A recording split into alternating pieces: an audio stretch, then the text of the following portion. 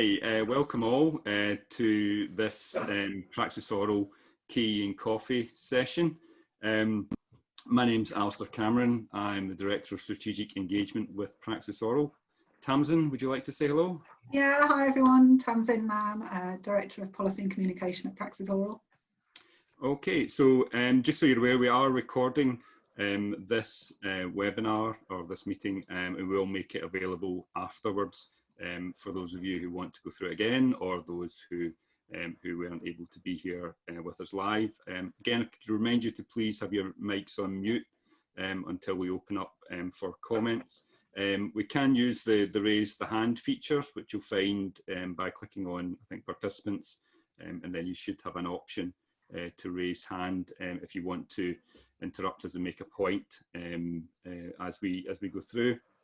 The chat is on, so please feel free to chat to each other and try to chat to us. The chat box I have is a tiny small corner on this tiny screen, so forgive me if I miss it. Hopefully Tamsin might pick any up that I don't see. Once Tamsin and I have had a bit of a chat, we really would value some comment and input from the audience. So use that, raise hand, we'll try and get your camera mic turned on and then have a bit of a conversation with you. Okay, so today's report that we're going to look at is a recent one that's come out from ARMA. It's a research office survey that Dan, who's looking around and research consulting, have helped them put together. It's a survey of, I think, the directors, and it's ARMA's, I think I'm right in saying, first ever national survey of research offices. So a good insight into how they are organised, the types of thing they're doing, and an interesting annex on how the COVID situation has impacted those offices.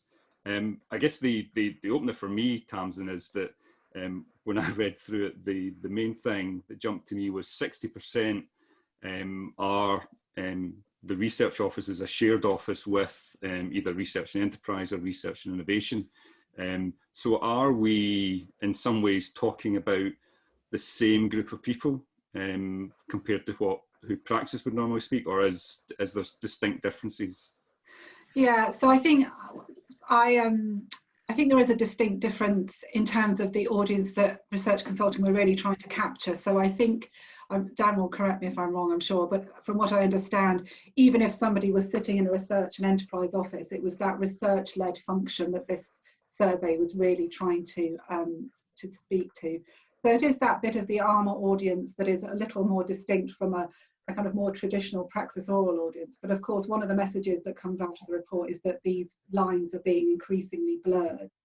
And when I looked back at the survey that research consulting did for us in 2017, so that was the second survey they'd done for us. They did one in 2015 and one in 2017. There was a marked trend actually towards joint research and enterprise offices in that review. So it's interesting to see, you know, from the kind of more ARMA perspective, there's a similar trend. So clearly people are working in the same offices, even if this survey is predominantly about that more research-led activity. Okay. I mean, I think it was interesting as the way they segmented the offices to try and, I guess, in some way cluster them about. I think back to Thomas's work and all the algorithms and effort that went into setting up the KEF clusters, and it was lovely to see that for this, you know, very simple. Let's just look at research income. You know, if you're between 30 and 100 million, you're in this, and if you're less than 5 million, you're in this. So a very simplistic way. Well, that's unfair. You know, is that a good way of dividing up the community? Well, it's one way of dividing up the community, isn't it? I mean, there are so many different ways you could divide up this community. I mean, I'm sure there is, you know, I'm sure the correlation between research income and, you know, FTEs, number of FTEs is, you know, I'm sure it's a pretty constant correlation. There may be exceptions, and it's always interesting to find the exceptions, but I'm sure that is true, and I'm pretty sure it would map pretty neatly onto HIFE income as well, or knowledge exchange income. So I think it's a, you know, for the purposes of this survey, I think it serves its purpose. I suppose what is, if you use research income, then I don't believe teaching income was used, for example. So that's another kind of element of income that I think we all need to start being more aware of, and how that might affect activities in knowledge exchange. I would say not so much for ARMA's, that kind of research management function, obviously, but for knowledge exchange. So that's the final element, I suppose. Okay, and just I guess as we start to just think about some of the observations that was made, the responses, so of those groupings, a lot of the, a good representative number from the institutions that are getting large amounts, in fact most over £5 million, there seemed to be a good coverage in terms of response rate. Interestingly, for those below the 5 million, where I guess there's actually the large, well, a reasonable majority of institutions lie, the response rate is quite low in that. And that, I think, if I'm right, that kind of parallels, when we've done this survey, our kind of problem targeting that area as well. Yeah, and I suppose it's that, having the capacity to respond. If you're in a team of one or two, then your time to do slightly kind of extracurricular activities like filling in surveys might be slightly more compromised. But it's also, I suppose, understanding the relevance of these surveys to you. If you're, from a PraxisAuril point of view, if you're in a small institution and you don't go to conference, or you don't, you might be a member, but you don't necessarily aren't incredibly active, then your appetite for feeding into this kind of survey, it's a bit chicken and egg, isn't it? We want kind of smaller institutions with smaller budgets and less in-house expertise to kind of come into our community, but it's harder for them to find the time and the resource to do that. So yeah, but it does, it certainly maps onto, when I look back at our surveys, it was very much the kind of top end of the scale that where the responses came from. Similar level in terms of the number of universities. Sure. So just looking at again how these how the responses came in and the structure. So the 60% said that the research service was delivered through essentially a central office, and it only really diverged when you got to the really largest organisations or the smallest. And those, for those centralised services, looking at the positives of having that, it's integrated specialist knowledge and consistency, which I think we would say would be the same about a centralised team. And then the negatives, which seem to ring true again: overstretched resource, complex processes, and lack of research expertise in schools. Is that, that seems to be similar with any survey you would do of a KE office? Yeah, so, and again, it comes back down to this, the resource question, but also I think Dan commented in the webinar, the larger your institution gets, I mean, at the very high end, you've got universities that are, some of the faculties and schools can be the size of a much smaller institution themselves. So you do need to outsource that research management or that knowledge exchange facilitation, and somehow figure out how to bring it back to the centre. Whereas obviously in a small institution, you've got more capacity to be at the centre and for the centre to be relevant to more people. But we know that structure is something that is always a popular topic of conversation among our members. Do you do the hub and spoke model, or do you do a centralised model, or do you outsource the kind of commercialisation activities like Cambridge Enterprise and has been happening at Oxford and several other places? And if you do that, how do you maintain the link between that kind of outsource, or not outsource, arm's length operation and the non-centralised services to, how do you make it still feel like one coherent knowledge exchange team? And I think anybody who's worked in a university for more than 5 years will have been reorganised, at least once. I was reorganised about 3 times, I think, when I was at Cambridge. And as long as the same people stuck around the university, you still had those person-to-person links, which meant that knowledge about how the place operated did still flow between different units, where it didn't matter where you sat really.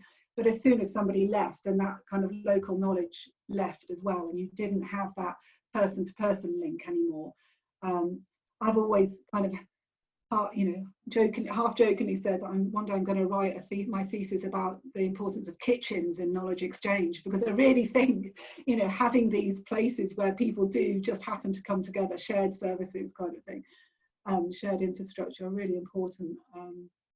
But yeah, and it works much better in some places than others, I suppose, depending on the culture of the, often it comes down to culture as much as it does to physical infrastructure. So if you've got a culture where people are deliberately brought together, or maybe you've got just a leader who is very much about bringing people together and sharing outside a particular functional unit, then it's going to work better than if you've got a more closed door policy, I suppose. Not that you'd have a closed door policy, but a closed door culture kind of thing. So yeah. I always remember reading about I think it was a Pixar building that Steve Jobs was involved in helping to design. He only wanted one set of loos in the kitchen. It was the toilets. I think someone pointed out how that might not work optimally. But just, I guess it's interesting though, looking round at the responsibilities of those offices. Not surprisingly, REF was a biggie. Policy, research strategy as well, and I guess that plays into the role of a central office. But REF was also seen, I think that was where the biggest increase in positions or hires, and that is that telling us something about what we might see with KEF and KEC? Yeah, I mean the KEF is less intense than the REF, and it will be less intense, but there will still be a need for evaluation. There will be a need for people to tell, educate the institution, I suppose, about what the KEF is, and will that come down to people in research and enterprise offices, research and innovation offices, wherever, or will new posts be created? I suspect there will be some new posts created as a result of the KEF, not to the same extent as the REF, and I know that the REF has given rise to lots of very short-term posts, particularly in that run-up, and around, we see it most around people who are kind of responsible for gathering impact case studies and things, and just doing that gathering of evidence. But the Concordat is slightly different to that. I mean, we will hear more about the evaluation. I think next week or the week after, there's a seminar on Concordat evaluation and how it's going to happen. But there is a little bit of burden there that I'm sure teams will need to either find space for or find a new post for. And as money is going to be tight next year, so I suspect it will land on somebody's plate rather than those new posts being recruited immediately, probably. So that feels like the issues that we have already highlighted around overstretched resources. Yeah.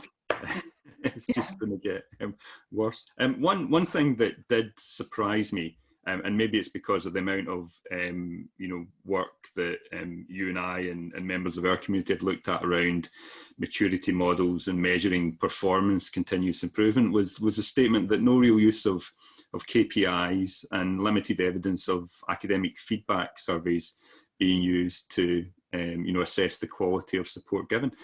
And the thing that I struggled with was the majority of these are sitting side by side with KE offices or KE functions, where this seems to be a constant daily pressure. So what did you make of that? The research side?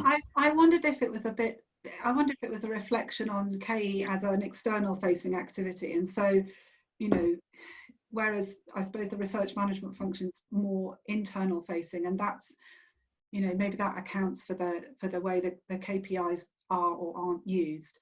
And yeah, again, I think if you keep heads of department happy and they're not complaining about how their grants are not being prioritized or mismanaged or whatever, then you're going to be the reputation of the research management function is going to be okay, and it will, because it's a service for the academic community, then that academic perception of service is very important, whereas it's not quite the same for knowledge exchange. You've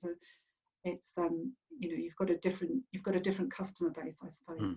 But I mean, there were questions asked about how the Concordat might change that, because I think what the Concordat will do, And indeed, you know, things like this much more scrutiny of universities and their place in, you know, the R&D landscape, and what they are doing to reset and renew the economy, and, you know, our recovery, our coming out of COVID.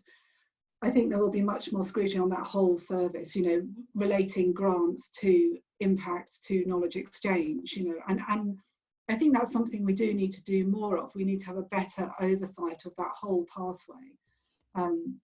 You know, when you've got a grant with an industry collaborator, well, you've got a cost of the grant, you've got a price of the grant, but you can talk about value as well. And I always think that kind of triumvirate of things was nailed into me when I was working in knowledge exchange and thinking about, you know, outcomes that might be to do with intellectual property. So having some understanding of how that whole chain of research management, impact, knowledge exchange, commercialization all works together, I think will become more important. And the Concordat sits, I suppose, over the top of that. Doesn't quite reach explicitly into some of this research management stuff, but I think it will have implications, particularly if the kind of monitoring function is you know, which is about internal standards of service and internal processes. If that is landing on these, you know, research managers' desks, then of course they will need to understand more about the Concordat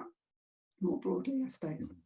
So, and a big part of the Concordat is all around skills development, and I guess, I mean, there's mentions in this report about skills. So given what you've said, is that an opportunity where those potentially, well, we artificially put them in silos of research and then KE, but is there more opportunity for those communities to be learning together? Yeah, definitely. I think so, without a doubt. So I say it's partly about just understanding, you know, the dependencies between different parts of this part of the university. It's giving people a few more career options. You know, you come into research management, you might move into a knowledge exchange or vice versa. You know, it's about finding your particular skill set, your particular, you know, sorry, I'm losing my words. You know, your particular, if you're good at relationship management, then you might be better in a knowledge exchange post. If you're, you know, if you've got more of if you like doing that kind of costing, project management side of things, then you might be better on that kind of grant management side. But, I mean, it was interesting when I looked back at the PraxisAuril review, and looking at skills and recruitment. That was also talking about a need for a broader skills base with some specialisms, and it was hard to recruit people with both, you know, who were both good at the soft skills and had enough of the specialist skills, which might be around, you know, contract negotiation, or it might be a specific project management qualification or something like that. It was hard to find people who had everything. And I know I have spoken to Rob Johnson at Research Consulting in the past about maybe looking at some job profiles, because I think, you know, there's so much information in the job postings that we get through PraxisAuril, and I'm sure through ARMA as well, that tell you a lot about what people are looking for in these posts, and would tell us about the skills that you know, ARMA and PraxisAuril and other organisations could be helping to give new recruits into this area, and, you know, some of the old recruits as well, and where we could do it together, where it'd be beneficial to have, you know, research contracts is the obvious area, isn't it, where you have got a common area of need and a common where you can share knowledge, and maybe then you could break off and do, you know, more specialised deep dives if necessary into particular areas that are more suited to maybe knowledge exchange or to the research management side. But we know that we have a good overlap in membership, and it's always interesting to see another perspective from where you're sitting, I think. So doing more together is something we should definitely do. Okay. And coming on to the main report, I think 50% expected significant changes over the next 12 months, and that was pre-COVID. So I don't know, either they're good at you know, foresighting and understanding that a global pandemic was about to happen, or it was already, within a university environment. Change always seems to be just changes are constant, isn't it? Yeah. But then, so what was the research office community saying was the impact of COVID? Well, I think there was concern about the concordats generally, not just the knowledge exchange one, but there's a good few concordats out there, and compliance with those concordats was a concern. More due diligence from funders. So if you think about, I noted down, internally, it's about having incentives to get people involved, but externally the pressure is, these very high expectations that there are from funders and from government as well. And it's marrying those two things up. You're trying to incentivize people to,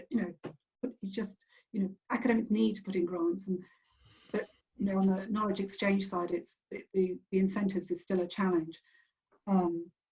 The burdens of the due diligence, I suppose, and the compliance with concordats, or just appearing, not appearing to, but just gearing up to get used to another concordat that's in the sector, but really fighting so many battles on so many fronts. You think, regional development, but also potentially replacing European funds. Brexit, clearly a concern for universities for the last couple of years.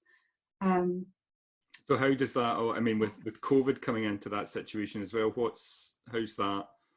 Well, I suppose it's just the budgets are just getting that much tighter, aren't they? If you take away the impact of international student fees and potentially loss of funding from Europe, then those are two really big funding streams that are going to have a huge impact. So, we heard Alicia this morning saying that universities need to work more with business, because that's where some more income is going to come from, but it's not going to replace those two funding streams, and businesses themselves are going to be pretty strapped for cash for the foreseeable. So it's going to be really challenging, and things will become more competitive, and yet we're also being told that universities should collaborate more. So it's hard to square all these circles and also address, universities want to have an impact, but it's hard to do it on so many different fronts, and keep your staff happy, and keep them motivated, and not make them feel like they're just drowning under a sea of paperwork, frankly. So lots of big challenges ahead, I think. Okay, that's been really interesting. A good conversation about that. Any comments or questions? Does Dan want to? Anything we've overlooked, Dan? No. I enjoyed listening in on that. That was excellent. I think just going back to your comment about the simplicity of just ranking and looking at people by their scale of research income. This was the research grants and contracts, so the competitively secured research income. And one of the things that came out of the webinars with the directors who participated in this study was, if you like, average project values across the institutions. The scale is different. So although the smaller institutions may have total research incomes are much smaller, the volume of projects that they're dealing with can also be much higher. It'll be average level.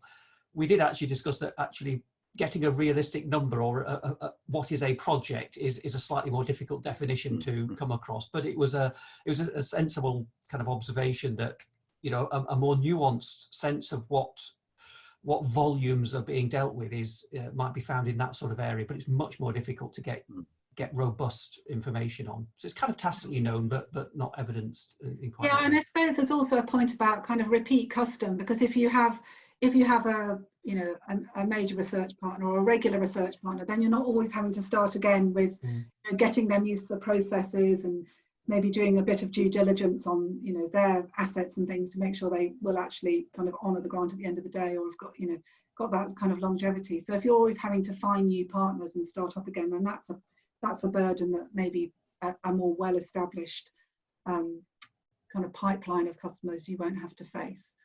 I don't know how much that affects kind of research projects as opposed to knowledge exchange projects, but it was one of the other factors in the kind of discussions around this that several of the directors reported. They found delineating business development for research within the research office domain versus the wider KE space is quite difficult, and I think that will be something we'll probably look a little harder at in the future to understand. This was set out to be about research officers, we felt, and Alma certainly felt, that doing it to cover everything was just too big a task. You know, these things are quite onerous. So having a sensible boundary, which does present limitations, but at the same time allows you to grapple with the issue, is sensible. But it was particularly acute for out of all of the functions that were discussed, that the business development one is the one where the greatest sort of grey existed in terms of kind of delineating between business development for research in a research office context versus that in the wider KE context. It was the industry engagement stuff for research that started to kind of present the most challenges for people. Yeah. No, I think that would be very interesting to explore, because it's about, again, it kind of relates back to that pipeline stuff. So an understanding when I suppose if you're doing business development for research, where that business partner might go, what other interactions they might have with an institution that might be considered more knowledge exchange, but whether that business development role continues that relationship and tries to do that widening participation, I suppose, or whether it's handed over to a different team. There again, you've got those, you know, that roles, responsibilities, and kind of ownership of, I suppose it's account management, isn't it? It comes down to. So yeah, it's interesting. Okay, we're pretty much out of time. So thanks again, Tamsin, and thanks to everyone who's come along. As Tamsin says, we're pausing for summer break, but we're planning to bring these back, provided people want to continue to hear our views on it. If you've got topic suggestions, I'm sure there'll be a deluge of papers and reports appearing that we'll be able to pick from. But if there's areas of interest, then let us know and we can look for some useful documentation on that. So thanks for joining us today. Thanks to all you who've stuck around and joined us over the last, what feels like 8 weeks. So yeah, gold stars to MD who's attended all the live. Okay, thanks again, and stay safe, and we'll hopefully see you again soon. Thank you. Bye.